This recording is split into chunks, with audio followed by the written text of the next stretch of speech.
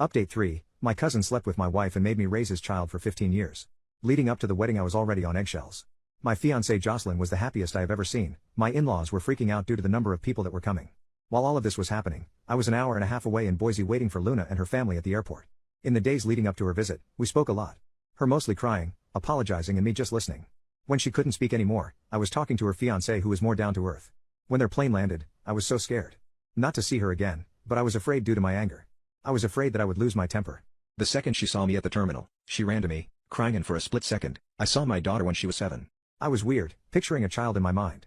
She ran screaming daddy, and the second she hugged me, she began to cry loudly. It was like a wail that caused so many people to look at us.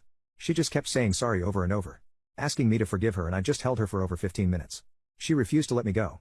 It took her fiancé and I to convince her to do so. It was as if she felt the second she let go, I was going to vanish. After she composed herself, her fiancé properly introduced himself, and then they introduced me to their child. I won't lie, I cried. I wasn't angry, but I cried holding this infant. During the drive home we talked about her fiancé's boot camp, how he's going to be a career man, how Luna was going to college online to learn accounting, mostly catching up conversation. When we arrived at my house, Jocelyn and her family had a spread ready for them. Since we've been together, Jocelyn learned how to cook Spanish foods, but the week leading up to Luna's visit, she went a little overboard.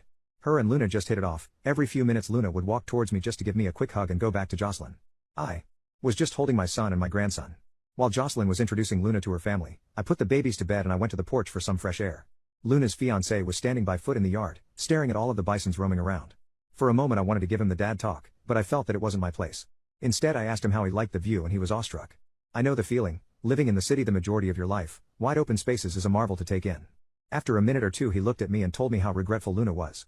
I've been with your daughter for 3 years and not a day goes by when she doesn't mention how much she misses you and regrets what she did. Out of everything he told me, that single sentence constantly replays in my mind.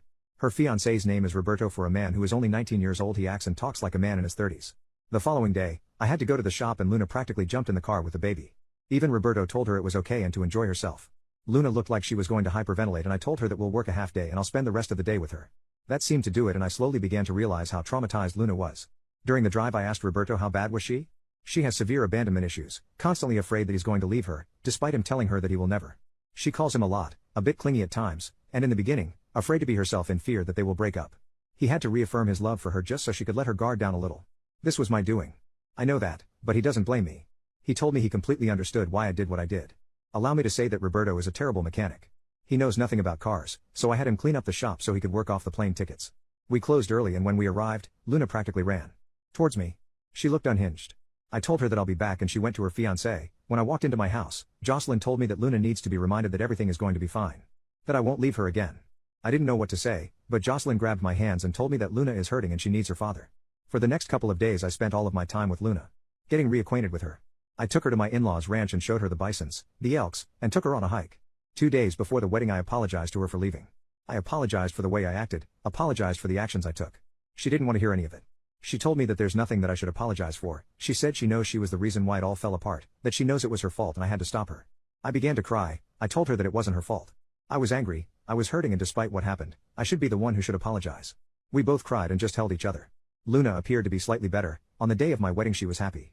At the last minute, Jocelyn made her into a bridesmaid and Roberto a groomsman. The wedding was beautiful. During the reception I asked the DJ to play the song from Luna's Quince and I asked her to dance with me.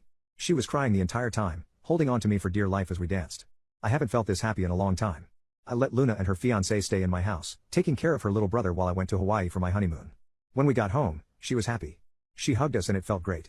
Roberto told me that he's going to Camp Dwyer in Afghanistan and would like to know if Luna could stay near us. He would pay for an apartment near us, until he could buy a house. Of course I said yes. They went back to the city the day before yesterday.